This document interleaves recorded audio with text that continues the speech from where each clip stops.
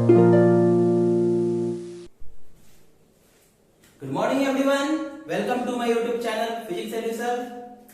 आज हम लोग पढ़ाई करने जा रहे हैं बहुत ही इंपॉर्टेंट टॉपिक करंट इलेक्ट्रिसिटी का, किरचॉफ्स लॉ। ठीक है, चलिए सभी अपने अपने कॉपी पेन निकाल लें और हेडिंग डाल दें किरचॉफ्स लॉ। बहुत लोग मजाक में किरचॉफ लॉ भी कहते हैं। क्या सुनने में प्रोनाउंसिएशन लगभग वैसा ही लगता है कि नहीं, मुझे क्रीम चॉप ही चाहिए। ठीक, तो समझ लीजिए कि एक तरह का आपके लिए क्रीम चॉप है। कैसे? अभी तक आपने रेजिस्टेंस को या किसी भी सर्किट को सॉल्व करने के लिए काफी कॉम्प्लिकेशंस उठाई है। पहले वे निकालिए, पहले टोटल करंट निकालिए, फिर हर एक रेजिस्टर का करंट निकालने के लिए बहुत एकदम लंबा चौड़ा थीसिस था। ठीक है, काफी कंफ्यूजन होते थे कि पैरेलल कॉम्बिनेशन है, सीरीज कॉम्बिनेशन है, पैरेलल में क्या कांस्टेंट है, सीरीज में क्या कांस्टेंट है, व्हाटएवर बहुत सारा था। बट जब से किरचॉफ लॉ आया है, सॉरी मैं भी किरचॉफ बोल रहा, जब से किरचॉफ्स लॉ आया है, ठीक है, किरचॉफ्स लॉ ने जब से लॉ दिया है तब से वो सर्किट को सॉल्व करना आसान हो गया। ठीक है, उस सर्किट को हम आसानी से सॉल्व कर सकते हैं। कैसे सॉल्व कर सकते हैं? तो हमें उसके लिए किरचॉफ लॉ, सॉरी अगेन, हमें उसके लिए किरचॉफ्स लॉ का लॉ पढ़ना पड़ेगा। आखिर किरचॉफ ने क्या क्या कहा। इन्होंने उसके रिगार्ड में दो लॉ दिए।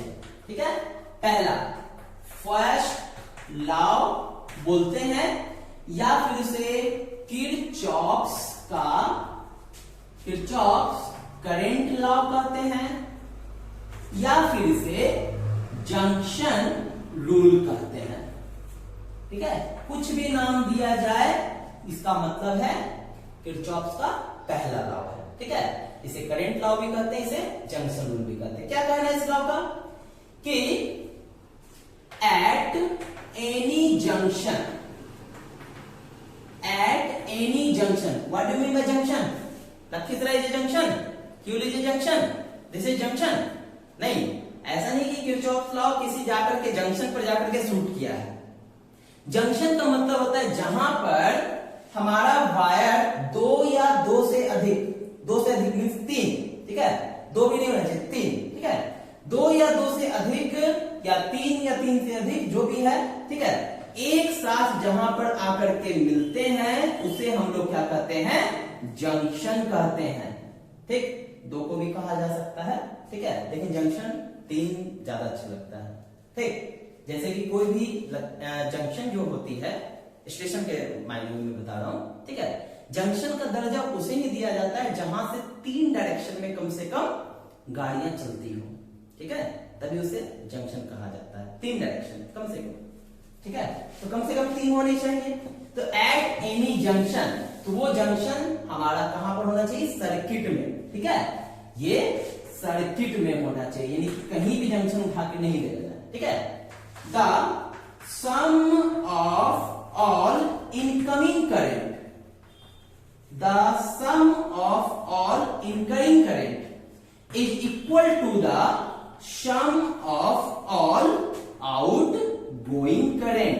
बस सिंपल सा इनका ये लॉ था कि किसी भी जंक्शन पर, जैसे कि अगर हम इस जंक्शन की बात करें, ठीक है, इस जंक्शन की बात करें तो हमारे पास इस तरह से ये जंक्शन है। मान लीजिए इस पर करंट I1 आ रहा है, I2 आ रहा है, I3 है, I4 है। तो हम सबसे पहले जब भी ये लॉ लगाएंगे तो हम देख लेंगे जंक्शन कहां है। तो जंक्शन हमारे पास यहां है। जंक्शन पर क्या चेक करेंगे? इनकमिंग करंट कौन कौन सा है? तो I1 और I2 क्या है? इनकमिंग करंट है, I1 प्लस I2। ठीक है, हो गया। Is equal to outgoing current कौन कौन सा है? I3 और I4, I3 plus I4। This is Kirchhoff's first law.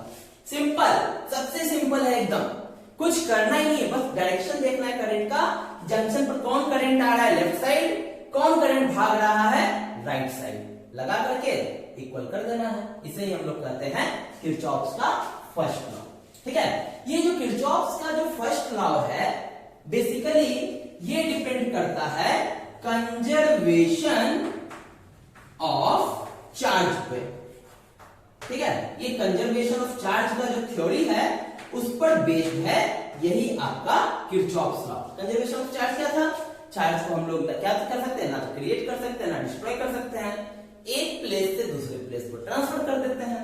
ये बात भी तो यही हो रहा है करंट के साथ में, क्योंकि करंट क्या होती है, करंट भी भाई साहब चार्ज पर यूनिट टाइम ही होती है, इसीलिए ये कंजर्वेशन ऑफ चार्ज को फॉलो करता है। कौन सा?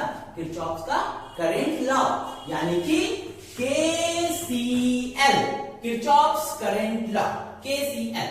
ठीक है, इसलिए इसको हम लोग कहते हैं किरचॉफ्स करंट लॉ। ठीक है, चलिए अब इसमें और थोड़ा सा समझते हैं। मान लिया जाए कि हमारे पास एक करंट है I, वेक्टर नहीं लगाना है, ठीक है, और यहां से ये करंट गुजरा है I1, तो इस करंट का वैल्यू बताइए, x मान लिया जाए। ठीक है, तो हम क्या करेंगे, हम लगाएंगे यहां पर किरचॉफ्स का लॉ। कैसे लगाएंगे? ये हमारा जंक्शन है, incoming current I, outgoing current I1 plus x हो जाएगा। ये दोनों देखिए आउटगोइंग बाहर जा रहा है जंक्शन से, और ये जंक्शन के पास आ रहा है, इनकमिंग हो गया, दोनों आउटगोइंग हो गया। हमसे पूछा x का वैल्यू, तो x का वैल्यू I माइनस I1, मतलब हम यहां पर I माइनस I1 लिख सकते हैं। ठीक है, यही यूज करता था ना ओम्स भी, तो यही यूज किया था। उसने कहा था कि जब हमारा वायर का डिस्ट्रीब्यूशन होगा तो करंट भी डिस्ट्रीब्यूट कर जाएगा। सेम वही बात यहां पर भी हो रही है, वायर का डिस्ट्रीब्यूशन हुआ, करंट डिस्ट्रीब्यूट कर गया। इस लॉ में इससे ज्यादा कुछ नहीं है। ठीक है, ये लॉ बस इतना ही है, नोट कर लिया जाए इस लॉ को। चलिए अगला टॉपिक डालेंगे, किरचॉफ्स का सेकंड लॉ। इसे हम लोग लूप रूल भी कहते हैं। क्यों? क्योंकि ये जो लॉ है ये वैलिड है सिर्फ और सिर्फ लूप में। लूप का मतलब आप लोग को याद है, क्लोज सर्किट को हम लोग कहते हैं लूप। ठीक है, या फिर इसी को हम लोग कहते हैं किरचॉफ्स वोल्टेज लॉ, KVL। चलिए इस लॉ में क्या कहा किरचॉफ्स ने, ये समझना है। तो इन एनी क्लोज्ड लूप, किसी भी तरह के क्लोज लूप में, और in any close loop, in any close loop the algebraic sum of potential differences is equal to 0। बस सिंपल सा था। मतलब इसका कहना था, लूप रूल का कहना था, सबसे पहली बात तो लूप रूल का मतलब इसलिए कहा जा रहा है, इसलिए लूप रूल, क्योंकि ये सिर्फ और सिर्फ क्लोज लूप में ही ये एप्लीकेबल है। ये लॉ, इस लॉ को हम हर जगह अप्लाई नहीं कर सकते हैं। लूप उसके लिए क्लोज होना चाहिए, तभी हम उसका लॉ को, इस लॉ को अप्लाई कर सकते हैं। और इस लॉ में क्या कहता है कि जितना भी पोटेंशियल है सर्किट के अंदर, एक क्लोज लूप में जितना भी पोटेंशियल है, सारे पोटेंशियल का सम कितना होना चाहिए, है इक्वल टू 0 होना चाहिए। That is sum of all potentials is equal to 0। ये हो गया हमारे पास क्या, ये हो गया हमारे पास किरचॉफ्स का सेकेंड लॉ, यानी कि KVL। अब किरचॉफ्स का सेकेंड लॉ अप्लाई करने के लिए कुछ कंडीशंस हैं। पहला कंडीशन तो आपको यहां पर क्लियर है कि वो सर्किट कैसा होना चाहिए, क्लोज होना चाहिए। मतलब जैसे कि मान लीजिए हमने एक सर्किट बनाया, ये हमारा सर्किट है। ठीक है, यहां पर 2 ओम, यहां पर 3 ओम, यहां पर 10 वोल्ट, ये हमारा सर्किट है। ये सर्किट का हमने नाम रख दिया ABCD। अगर हमने A से चलना शुरू किया, B तक गए, B से C तक गए, C से D तक गए और D से वापस A तक आ गए, इसको हम लोग कहते हैं क्लोज लूप। जहां से चलना शुरू किए वहीं पर आकर के पहुंच गए, ये होता है क्लोज लूप। तो अब बताइए कि हमने चलना शुरू किया A से, चलते चलते कहां पहुंच गए, फाइनली B पर। चेंज इन पोटेंशियल कैसे निकालते हैं, B पर नहीं, वापस से A पर। ठीक है, चेंज इन पोटेंशियल कैसे निकालते हैं, फाइनल माइनस इनिशियल। तो अगर हम फाइनल माइनस इनिशियल करेंगे कितना आएगा हमारे पास, पोटेंशियल 0 आ जाएगा ना। बस इसी चीज को घुमा फिरा करके किरचॉफ ने एक लंबा सा थेसिस दे दिया है, इस तरह से कीजिए। हालांकि पता तो हमें भी था कि चेंज इन पोटेंशियल पाथ पर डिपेंड नहीं करता है, पाथ पर डिपेंड नहीं करता है, किस पर डिपेंड करता है, ये इनिशियल और फाइनल पॉइंट पर डिपेंड करता है। फाइनल पॉइंट भी ए पर, इनिशियल पॉइंट भी ए पर, दोनों पर पोटेंशियल सेम ही होगा, दोनों का डिफरेंस क्या आ जाएगा, 0 आ जाएगा।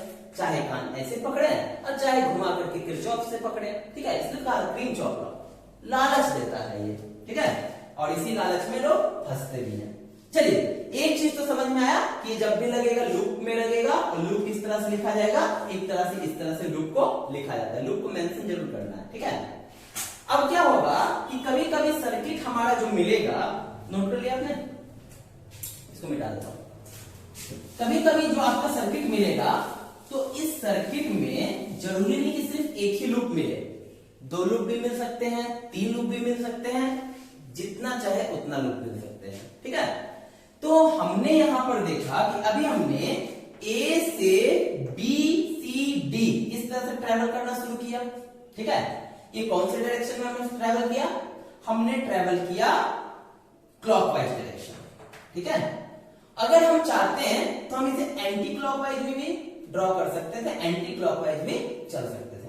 अगर मान लीजिए एक से अधिक लूप आ जाए हमारे पास, ये हमारा सर्किट है, ठीक है, यहां हमने ये लगा दिया, यहां हमने ये लगा दिया, और यहां हमने ये लगा दिया, बाकी रेजिस्टेंसेस बहुत जगह भी है, ठीक है।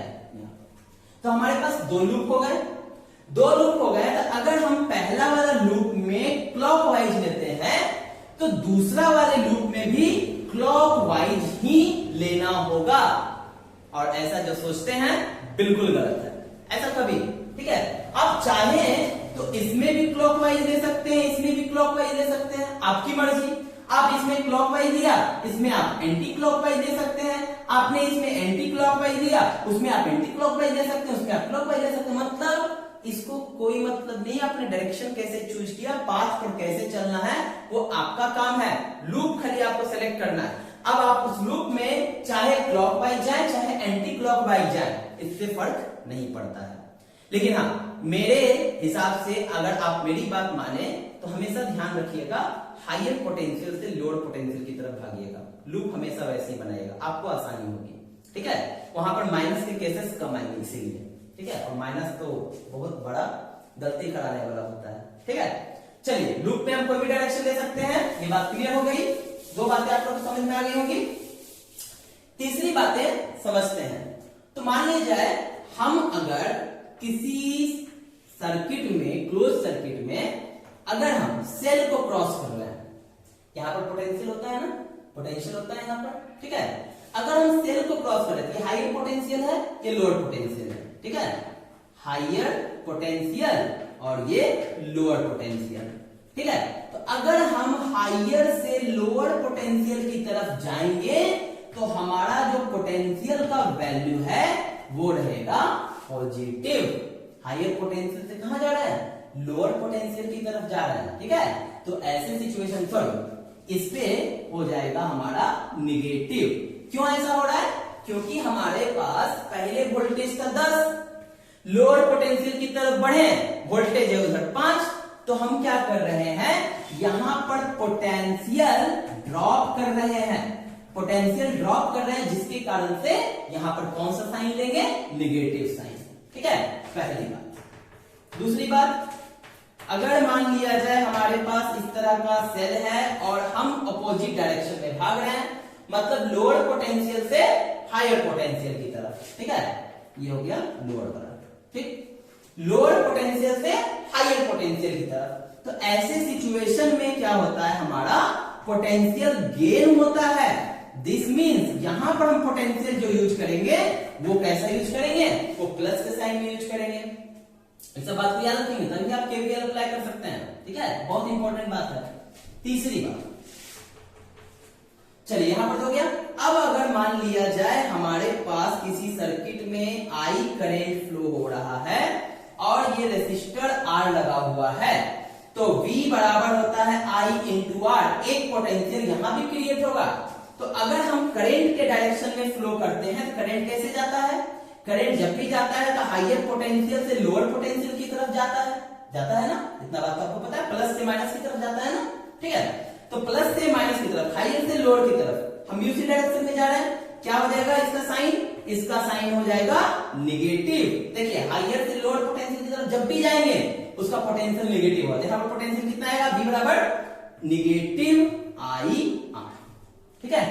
फोर्थ, अगर हमारे पास ये करंट का डायरेक्शन है, ये रेजिस्टेंस है और हम इसके अपोजिट जा रहे हैं, तब हमारे पास क्या हो जाएगा, डेल V बराबर प्लस IR, ठीक है। या तो फिर आप ऐसे, अगर ये बात आपको समझ में आती है कि हायर पोटेंशियल से लोअर पोटेंशियल की तरफ नेगेटिव, क्योंकि वहां पोटेंशियल ड्रॉप होता है, लोअर से हायर की तरफ पोटेंशियल गेन होता है, इसलिए पोटेंशियल पॉजिटिव, तो ये चारों बात आपको याद है।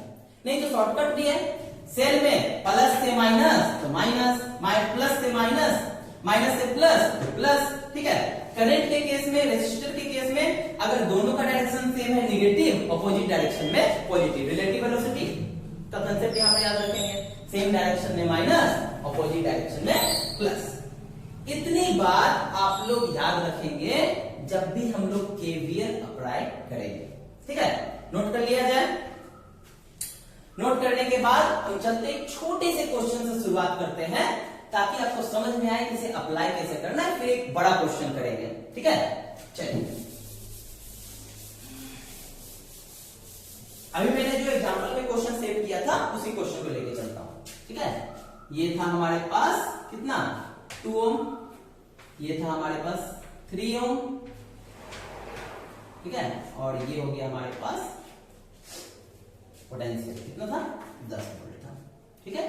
करंट डेफिनेटली है, ऐसे क्रॉस करेगी I, ठीक, जंक्शन कहीं बन नहीं रहा है तो इसके पास भी I एंड इसके पास भी I, जंक्शन चेंज होगा तब तो I का वैल्यू चेंज होगा, जंक्शन नहीं बन रहा है, ठीक है, 2 ही है सिर्फ, ठीक। चलिए, अब हमने यहां पर I का वैल्यू निकालना है, तो आप लोग पहले भी निकाल सकते हैं, क्या सर ये 3 2 सीरीज कॉम्बिनेशन में है तो इक्विवेलेंट रेजिस्टेंस 5 ओम, पोटेंशियल 10 वोल्ट, तो करंट बराबर होता है या V बराबर होता है IR, 10 बराबर I इंटू 5, तो करंट का वैल्यू हो गया 2 एम्पियर। क्या किया जाए, चलिए तो छोटी मोटी सर्किट है आपने तुरंत निकाल लिया, सर्किट जब बड़ी होगी तो आपको ये अप्लाई करना पड़ेगा। हम इसमें भी अप्लाई कर सकते थे, कैसे, देखिए हम क्या करते हैं, इसको एक लूप का नाम दे देते हैं, क्या करेंगे, A से B, B से C, C से D, D से A, हमने एक लूप ले लिया, कहां से चलना शुरू किया, I से D, इस वायर में अभी किसी भी तरह का पोटेंशियल चेंज नहीं हो रहा क्योंकि कुछ है ही नहीं, ना ही बैटरी है ना ही रेसिस्टर है। B से C की तरफ चलते हैं, हमारा जो डायरेक्शन है वही करंट का डायरेक्शन है, सेम डायरेक्शन में हमने क्या बताया था, negative I into R, negative potential लेना है, तो हमने यहां पर ले लिया I, तो I है, R का वैल्यू हो गया 2, यानी कि हो गया -2I, ठीक। C से D, तो जिस तरफ हम ट्रेवल कर रहे हैं उसी तरफ करंट ट्रेवल कर रहा है, मतलब इस तरफ भी हो जाएगा माइनस में 3I, ठीक है। फिर यहां पर आ जाते हैं D से A, निगेटिव से पोटेंशियल पॉजिटिव की तरफ जा रहा है, निगेटिव से पॉजिटिव प्लस की तरफ जा रहा है ना, तो +10 इक्वल टू 0, क्या ये बढ़ा करके खत्म हो गया, क्या हो गया हमारे पास, -5I इक्वल टू -10, माइनस से माइनस कट गया, तो हमें आ गया करंट का वैल्यू 2 एम्पियर। कितना आसान था, ये और ये दोनों आसान है, ठीक है, ज्यादा आसान ये है, कैसे, अगले क्वेश्चन नोट किया जाए। चलिए देख सकते हैं आप, ये क्वेश्चन देख सकते हैं, हमें क्या करना है, करंट निकालना है 10 ओम के रेजिस्टर से, मतलब इस रेजिस्टर से होकर के कितनी करंट जाएगी हमें इसकी वैल्यू पता करनी है। क्या ये ओम्स लॉ से बनाना पॉसिबल है, मे बी, बट डिफिकल्टीज बहुत सारी आएंगी, ठीक है। तो इसीलिए हम लोग क्या अप्लाई करेंगे यहाँ पर, किरचॉफ्स वोल्टेज लॉ यानी कि लूप लॉ। तो आप सब यहाँ पर देख सकते हैं कि हमारे पास 2 लूप बने हैं, 2 क्लोज सर्किट बने हैं, तो अगर हम इस लूप को और इस लूप को ले लें तो काम बन सकता है। चलिए शुरू करते हैं। तो हमने सबसे पहले पहला लूप लिया इन लूप, कौन सा है, A B E F and वापस से ए। ठीक है, कहां से शुरुआत करेंगे? यहां से। हायर पोटेंशियल क्या है? यहां पर प्लस, ये माइनस, ऊपर से शुरू करते हैं। मान लीजिए यहां से करंट फ्लो होना शुरू हुआ I1। ठीक है, यहां से कुछ ना कुछ करंट निकला, उसे हमने I1 मान लिया।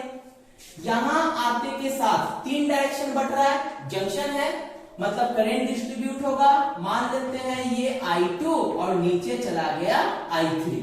तो एक चीज तो हमें सबसे पहले पता चली गई कि यहां पर इस जंक्शन पर, पहले जंक्शन लॉ लगाते हैं। ठीक है, इनकमिंग करंट क्या है? I1। आउटगोइंग करंट क्या है? I2 plus I3। एक पहली बात। ठीक है, अब ये I2 इस पूरे सर्किट में चलता चला आएगा। यहां भी I2 है, यहां भी I2 है, फिर से यहां पर जंक्शन बन रहा है। तो ये I3 हमारे पास यहां पर आएगा और मान लिया जाए यहां पर ये बन गया I4 और यही I4 यहां पर आकर के टकरा गया। तो यहां पर भी एक बार जंक्शन रूल लगेगा, क्या हो जाएगा? इनकमिंग करंट है I3 प्लस I2, ये इनकमिंग हो गया, और आउटगोइंग करंट कितनी हो गई? I4। ठीक है, तो चाहे तो यहां से हम I3 का वैल्यू निकाल लेंगे, कितना हो जाएगा? I1 माइनस I2, और यहां पर हम लोग पुट कर लेंगे। तो I3 की जगह I1 minus I2 plus I2 equal to I4। I2 से I2 कैंसिल, यानी कि I1, मतलब ये करंट वापस से यहां पर आकर के कितनी हो गई? I1 की, मतलब I4 का वैल्यू I1 के बराबर आ गया। और जहां जहां हम लोग I3 यूज करेंगे, I3 का वैल्यू I1 माइनस I2। ठीक है, सबसे पहला काम ये करेंगे कि हम करंट का डिस्ट्रीब्यूशन देख लेंगे, किरचॉफ का फर्स्ट लॉ लगा लेंगे। ठीक है, ये बात तो पता चल गई।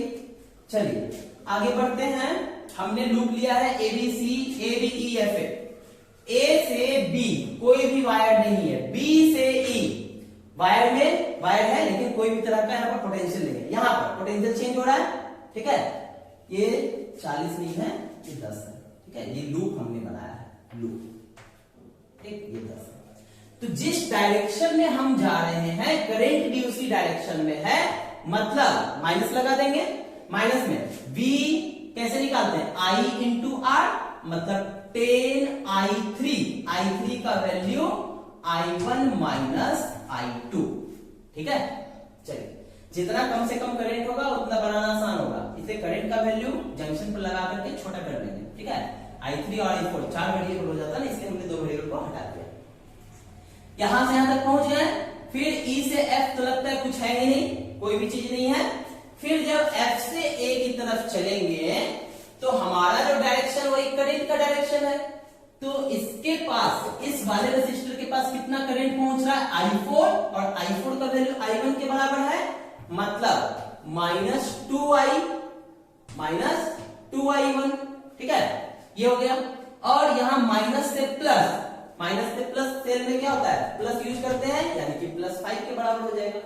मीन्स ये इक्वेशन से हमें मिलेगा माइनस 10I1 प्लस 10I2, और ये हो जाएगा माइनस 2I1 इक्वल टू -5।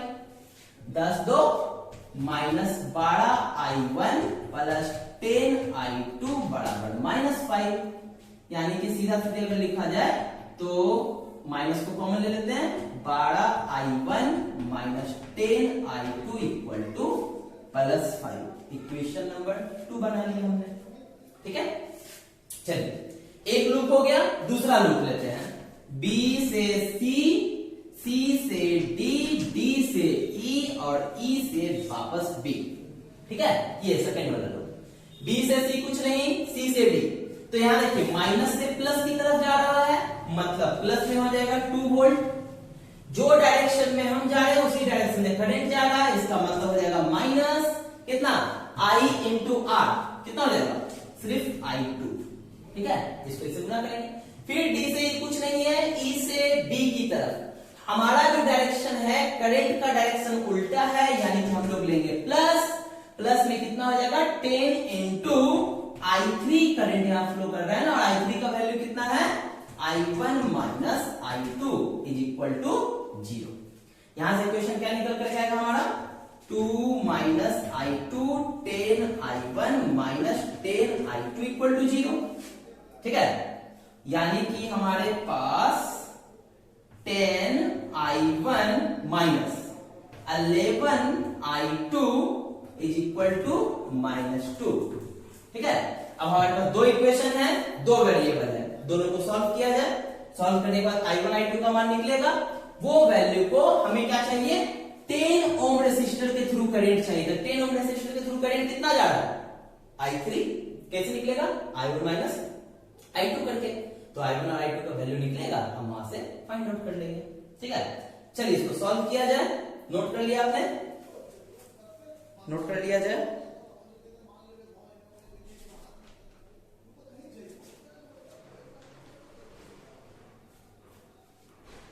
चलिए सॉल्व करते हैं, इसको मिटाया जाए। हालांकि जहां तक मुझे पता है आप लोग क्लास 12 में पढ़ रहे हैं, सभी को 2 वेरिएबल सॉल्व करने आता ही होगा। ठीक है, ऐसा तो नहीं किसी को नहीं आता होगा। फिर भी मैं सॉल्व कर रहा हूं। 12I1 minus 10I2 equal to 5, 10I1 minus 11I2 equal to -2। Multiply कर दिया जाए इसे 5 से और इसे 6 से, तो 60I1 minus 50I2 equal to 25। 60I1 minus 66I2 equal to -12। यहां माइनस, यहां प्लस, यहां भी प्लस, ये कट जाएगा। 66 में 50 जाएगा 16I2 और 12 और 25 हो जाएगा 37। मतलब यहां से I2 का वैल्यू निकल जाएगा 37/16। 16 दूनी 32 पॉइंट। हाथ में बची 5, 16 दिया 48, हाथ में बची 2 1। 2.31 एम्पियर I2 से आ गया। वैल्यू पुट करेंगे I1 आएगा। ठीक, तो हमने इधर का मिटा लेना है। From 2 12I1 minus 10 into I2। I2 का वैल्यू कितना है 37/16, 2.31। 2.31 इक्वल टू 5। 12I1 कितना हो जाएगा 23.1 इक्वल टू 5। 12I1 यहां हो जाएगा 5 प्लस 23.1, 23 5 28.1। I1 का वैल्यू 28.1 अपॉन 12। 12 दूना 24, 4 और 1 होते हैं 41, 12 दिया 36। ठीक है, फिर उसके बाद कितना हो गया 5, 12 चौक 48, 2.34 एम्पियर। मतलब ज्यादा करंट का डिफरेंसेस नहीं है। ठीक है, हमें चाहिए कितना 10 ओम। ठीक है, हम निकाल लेंगे करंट थ्रू 10 ओम रेसिस्टर, यानी कि हमें I3 जो कि I1 माइनस I2 है। I1 माइनस I2 यानी कि 2.34 माइनस 2.31 0.03। ये हमारा आंसर हो गया। ठीक है,